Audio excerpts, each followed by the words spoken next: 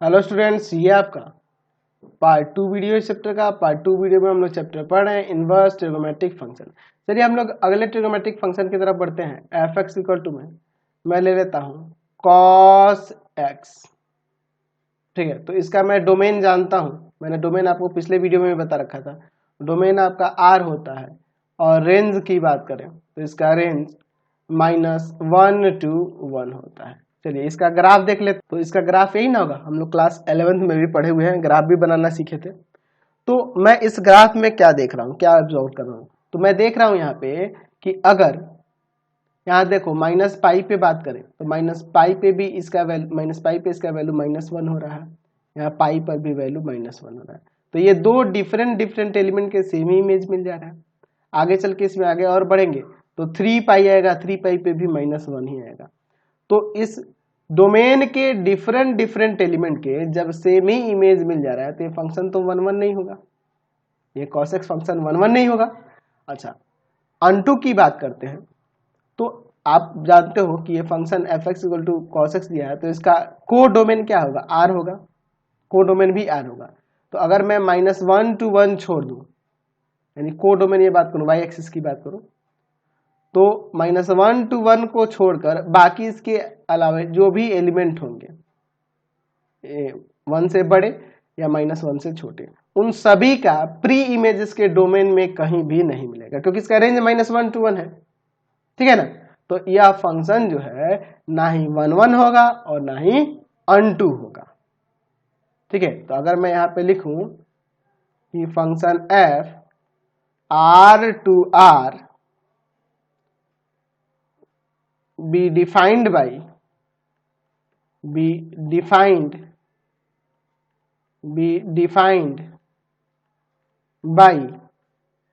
fx equal to cos x is not 1 1 unto function. ये आपका 1 1 unto function नहीं है। तो जब ये 1 1 unto फंक्शन नहीं है, therefore f r to r is not an invertible function। Invertible function, तो ये फंक्शन इन्वर्टिबल नहीं है। तो फंक्शन को इन्वर्टिबल बनाने के लिए मुझे यहाँ क्या करना होगा, इसके डोमेन में छेड़छाड़ करना होगा। चलिए आप देखिए, यहाँ पे मैं आपको कुछ इंटरवल लेके दिखाता हूँ। मैं यहाँ लूँ 0 to पाई, फिर लूँ पाई टू 2 पाई। उसी तरह इधर भी मैं बढ़ता हूँ -पाई to 0, इधर हो जाएगा -2 पाई to -पाई। आप एक एक करके सभी इंटरवल को, जैसे आप देखो -पाई to 0 में ये इसका ग्राफ यहाँ बन रहा है, तो इसके डोमेन के, इस डोमेन के कोई भी एलिमेंट लो, सबके हमें यूनिक इमेज मिलेंगे। सबके हमें यूनिक इमेज मिल रहा है, सबके हमें यूनिक इमेज मिल रहा है। देख रहे हैं ना, यानी कि इसके डिफरेंट मतलब ये कि आपका -पाई to 0 के बीच डिफरेंट एलिमेंट के डिफरेंट इसके इमेज इसमें मिलेंगे। तो यह फंक्शन -पाई to पाई में 1 1 हो जाएगा। और देख लो -1 to 1 के बीच, -1 to 1 के बीच अगर आप कोई भी एलिमेंट लेते हैं तो उन सबका प्री इमेज भी मिल रहा है इनके डोमेन में, सबका प्री इमेज इनके डोमेन में मिलेगा। देखना, सबका प्री इमेज इसके डोमेन में मिलेगा। तो इस इंटरवल के लिए यह फंक्शन क्या हो जाएगा, 1 1 भी हो जाएगा और अनटू भी हो जाएगा। ठीक है, -पाई से 0 लो डोमेन में और रेंज इसका -1 to 1 ले लो, तो यह फंक्शन 1 1 भी हो जाएगा और अनटू भी हो जाएगा। अच्छा, अगर मैं यहाँ 0 to पाई लूँ, 0 to पाई लूँ, तो यहाँ भी देखिए इस इंटरवल के किसी भी एलिमेंट को लेते हैं, उन सब के हमें क्या मिलेंगे, इसमें यूनिक इमेज मिलेंगे, यूनिक इमेज मिलेंगे, है ना। डिफरेंट एलिमेंट क्या होंगे, डिफरेंट इमेज मिलेंगे। और -1 to 1 के बीच हर एक एलिमेंट का प्री इमेज भी मिलेगा इस इंटरवल में। प्री इमेज भी मिलेगा। तो इसका मतलब यह फंक्शन जो है cos x 0 to pi domain ले ले और रेंज ले ले -1 to 1, तो यह फंक्शन क्या हो जाएगा 1 1 and 2 हो जाएगा। तो ऐसे हम लोग हर एक इंटरवल के लिए देख रहे हैं कि ये फंक्शन जो है cos x ये क्या हो जाएगा 1 1 and 2 हो जाएगा। ठीक है, तो हम लोग लिख सकते हैं कि फंक्शन f, अगर मैं यहाँ पे डोमेन कौन लूंगा y एक्सिस के नजदीक वाला जो इंटरवल होगा ये वाला 0 to पाई 2 -1 to 1, ये डोमेन है और ये इसका रेंज है। तो इस डोमेन और इस रेंज के लिए इज 1 1 and 2 फंक्शन, ये आपका 1 1 and 2 फंक्शन हो जाएगा। और जब ये 1 1 and 2 फंक्शन हो गया, देयरफॉर फंक्शन f, डोमेन ले लेते हैं 0 to pi 2 -1 to 1 is an invertible function, ये आपका इन्वर्टिबल फंक्शन है। तो जब ये 1 1 and 2 हो गया और ये इन्वर्टिबल कहलाने लगा, तो जब ये इन्वर्टिबल हो गया तो हम लोग इसका इनवर्स फंक्शन, अच्छा पहले मैं इसका ग्राफ भी देख लेता हूँ, पहले इसका ग्राफ दे लेता हूँ, फिर हम लोग इन्वर्टिबल फंक्शन इसका निकालेंगे। तो इसके ग्राफ के लिए मैं यहाँ पे यह एक्स एक्सिस ले लेता हूँ, ये आप वाई एक्सिस ले लो। ठीक है, एक्स एक्स डैश वाई और ये वाई डैश, 0 ये रहा, पाई इधर होगा, बीच में मैं पाई/2 भी ले लेता हूँ। यहाँ से देखो 0 to पाई के बीच यही बना देंगे, यहाँ पे मैं 1 लिख देता हूँ और इधर मैं -1 लिख देता हूँ। तो ये ग्राफ इसी तरह से आ रहा है, ऐसे ही न जा रहा है, बस समझ गए। तो 0 to पाई में हमने ग्राफ बना दिया किसका, cos x का, समझ गए। तो यह फंक्शन इन्वर्टिबल है, तो इसका इनवर्स फंक्शन कैसे डिफाइन होगा, तो f इनवर्स जो होगा वो कैसे डिफाइन होगा, तो इसका डोमेन जो होगा इसका को डोमेन बनेगा और इसका रेंज इसका डोमेन बनेगा। -1 to 1 to 0 to पाई, है ना, be defined by y equal to में हम लोग यहाँ पे ले लेते हैं cos इनवर्स x। तो इस फंक्शन के लिए इसका डोमेन यह हो गया और यह रेंज हो गया। cos इनवर्स x के लिए यह डोमेन हो गया और यह रेंज हो गया, चेंज हो गया इसमें, देख रहे हैं ना जी, इसका डोमेन इसका रेंज बन जा रहा है और इसका रेंज इसका डोमेन बन जा रहा है। तो यहाँ पर 0 to पाई को हम लोग प्रिंसिपल ब्रांच के नाम से भी जानेंगे इस फंक्शन के लिए, cos इनवर्स x के लिए 0 to पाई प्रिंसिपल ब्रांच भी कहलाएगा। ठीक है, तो यहाँ पर आप लिख सकते हो इसका ग्राफ ऐसे कुछ बनाकर, देखो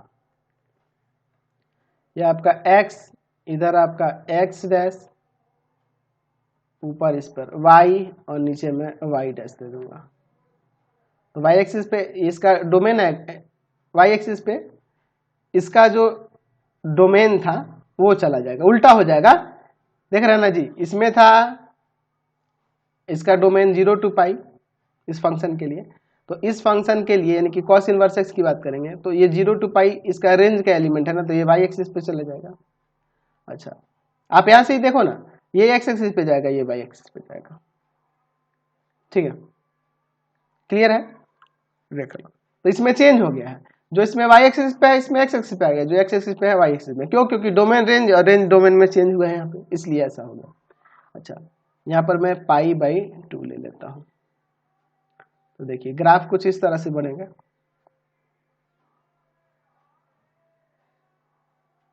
कुछ इस तरह से जाएगा, सॉरी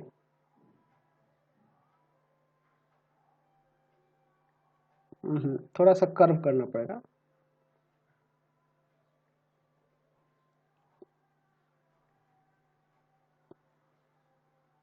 ऐसे प्रॉब्लम हो रही है करने में। चलिए इस तरह से होगा, ठीक है, तो देख लीजिए इसमें चेंज आ गया है। ये बस इसको ऐसे पलट दिया गया है, इसको एक्स एक्सिस को पकड़ के यहाँ से ऐसे इसके पूंछ को पकड़ के ऐसे इसे पीछे की तरफ पलट के ऐसे कर दिया गया। तो ये कुछ इस तरह से बनेगा, देखो यही वाला ऐसे मुड़ गया है, ये ऊपर चला गया, ये ऐसे आ गया है, सही है, ऐसा चेंज हो गया है। बस एक्स एक्सिस वाला सब चीज वाई एक्सिस पे आ गया, वाई एक्सिस एक्स एक्सिस पे बन गया है। तो आपको करना कुछ नहीं है, आप ये सोचो इस एक्स एक्सिस को वाई एक्सिस बना लो और वाई एक्सिस को एक्स एक्सिस बना लो और पलट दो, तो आपको पता चल जाएगा, इसी में ये आ जाएगा, समझ गए। तो ये आपका कॉस इनवर्स एक्स हो गया, इसका डोमेन यह हो गया और रेंज यह हो गया, डोमेन -1 to 1 और रेंज हो गया 0 to पाई, और ये इसका ग्राफ हो गया। तो ग्राफ को अगर अच्छे तरीके से समझना होगा तो आप पहले क्लास 11th पढ़ के आओ, क्लास 11 का जो मैंने ट्रिग्नोमेट्रिक फंक्शन पढ़ा रखा है उसे पढ़ के आओगे, तभी यह समझ में आएगा आपको अच्छे तरह से, समझे। अगला हम लोग फंक्शन लेते हैं third number, f x equal to tan x, इसका मैंने आपको डोमेन बता रखा है r, बट किसको छोड़कर x colon x equal to 2n plus 1 pi by 2 n belongs to z को छोड़कर, समझ गए। कोई भी रियल होगा बस इसको छोड़कर, क्योंकि इस पे ये नॉन डिफाइन होता है। आप पाई बाई 2 पे ले लो, 3 पाई बाई 2 पे ले लो, है ना, 5 पाई बाई 2 पे ले लो, ये क्या होता है tan x नॉन डिफाइन होता है, इसलिए ये लिखा गया है। कोई भी रियल पे डिफाइन होगा बस इसको छोड़कर। अच्छा, और इसका मैंने रेंज भी आपको बताया था, रेंज इसका जो बताया था r होता है, ठीक है, रेंज क्या होता है r होता है। चलिए, तो अगर मैं अब इस ग्राफ में देखूं तो यह आपका भी फंक्शन 1 1 and 2 नहीं है इसके डोमेन के लिए। आप देखो, आप यहाँ पे माइनस पाई पे देखो, पाई पर देखो, पाई बाई, है ना जी, माइनस पाई पे देखो, पाई पर देखो, आगे चल के आपका मिलेगा 2 पाई, 3 पाई, 0 पे देखो, तो देखो माइनस पाई पर भी देख रहे हैं यहाँ पे वैल्यू 0 हो रहा है, 0 पर भी 0 हो रहा है और पाई पर भी 0 हो रहा है। तीन डिफरेंट एलिमेंट का सेम ही इमेज हो जा रहा है। माइनस पाई पर भी tan x का वैल्यू 0 होगा, tan माइनस पाई 0 होता है, tan 0 भी 0 होता है, tan पाई भी 0 होता है। ये भी आपका पीरियोडिक फंक्शन है, तो ये फंक्शन 1 1 and 2 तो नहीं ना होगा, है ना। चलिए, वैसे अनटू की बात करेंगे इसके रेंज पर तो ये अनटू तो हो जाएगा, लेकिन अब जब 1 1 नहीं होगा तो 1 1 and 2 तो नहीं ना होगा, बाइजेक्टिव नहीं होगा। चलिए, तो यहाँ पे लिख रहे हैं कि function f R to R be defined by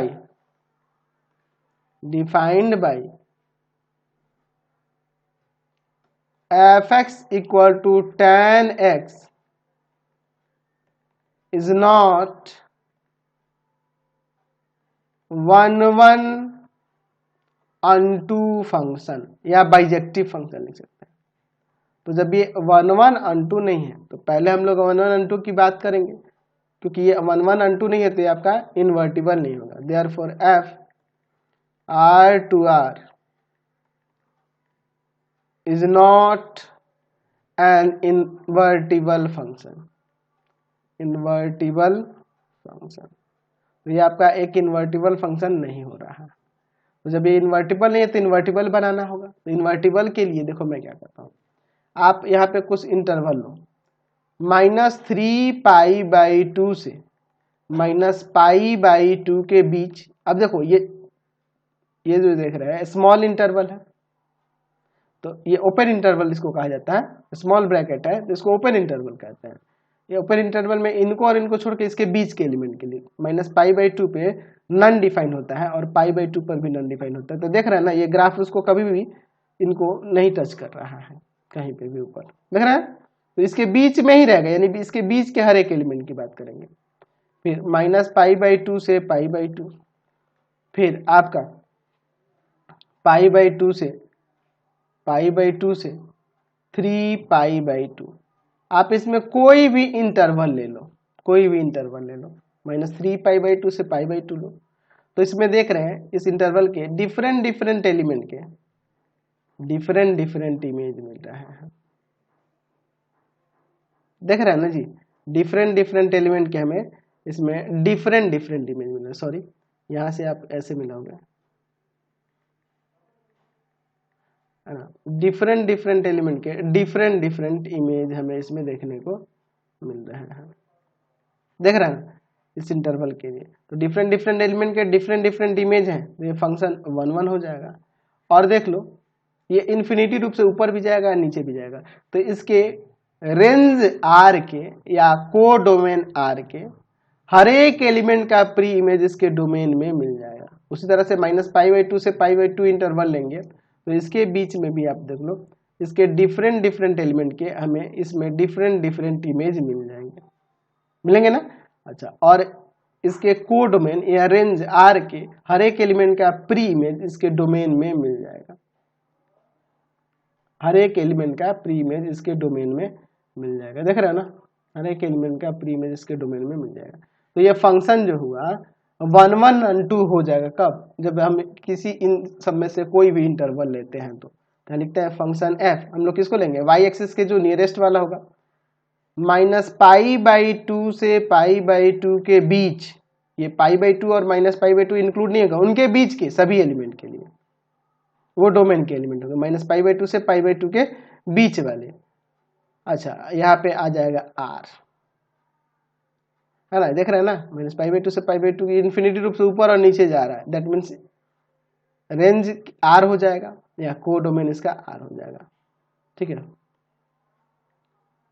ये बी डिफाइंड बाय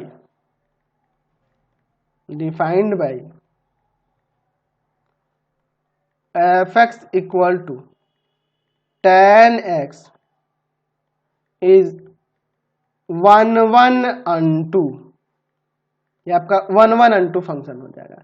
जब ये 1 1 and 2 फंक्शन हो गया, फिर यहाँ कह सकते हैं कि फंक्शन f -π/2 to π/2 इसके बीच टू आर बी या इज एन इनवर्टिबल फंक्शन।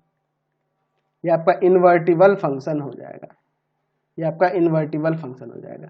अच्छा, इस फंक्शन का इस इंटरवल के लिए ग्राफ क्या होगा? तो आप ये सब छोड़ देंगे, -π/2 से π/2 के बीच ही ये जो बना हुआ है ना, इसी को यहाँ बना देंगे। चलिए मैं यहाँ छोटा सा ग्राफ बना देता हूँ।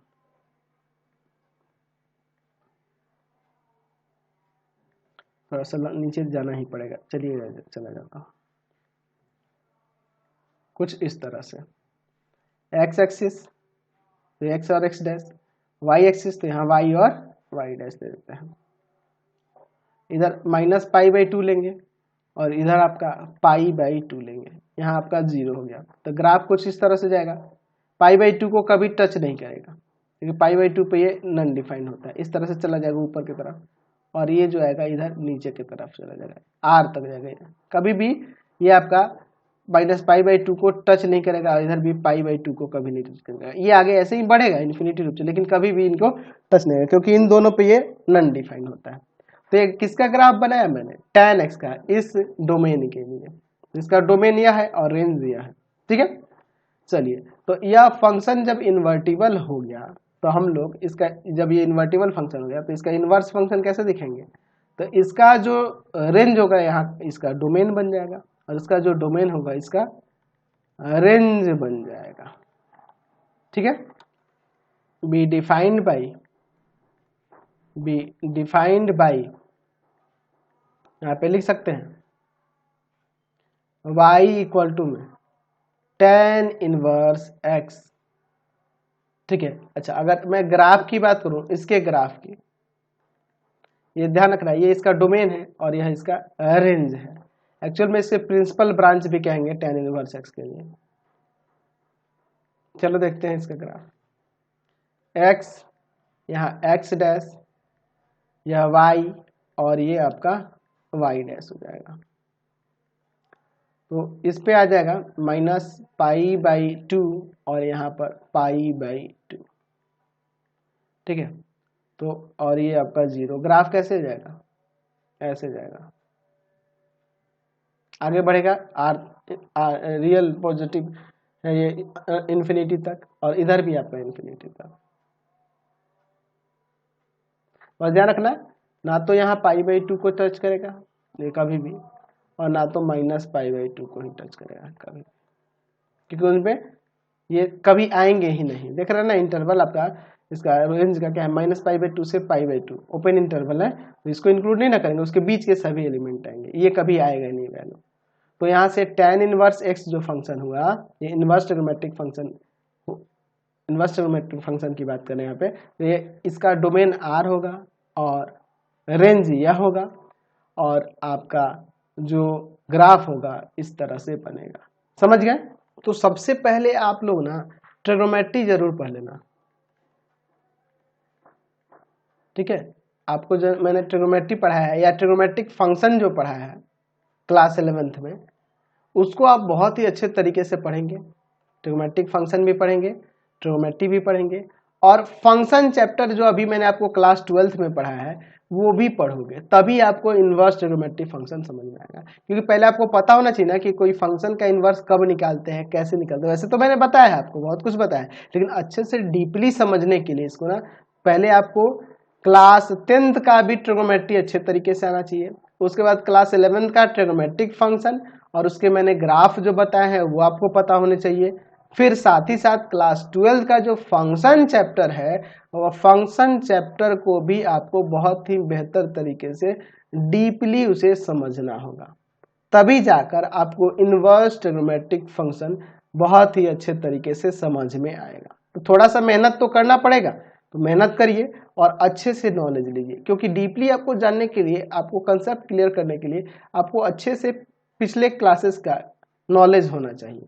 तो क्लास 11th का, 10th का और 12th का मैंने जो जो चैप्टर बताया है वो आप पढ़ लो अच्छे तरीके से, सभी वीडियो आपको चैनल पे मिल जाएंगे, और तभी आप आगे इसमें बढ़ना, तभी आपको आपके लिए बेहतर रहेगा, बहुत बेहतर रहेगा।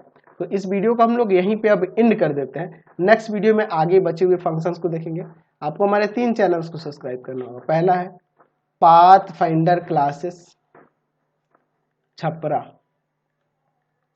दूसरा है आपका भारती भवन रविकांत सर, भारती भवन रविकांत सर, और तीसरा चैनल है रविकांत सर के नाम से। तीनों को सब्सक्राइब कर लेंगे और इससे रिलेटेड वीडियो के लिए सीधे डिस्क्रिप्शन में जाएंगे। इंस्टाग्राम और फेसबुक पे पाथ फाइंडर क्लासेस छपरा को लाइक एंड फॉलो करना नहीं भूलेंगे।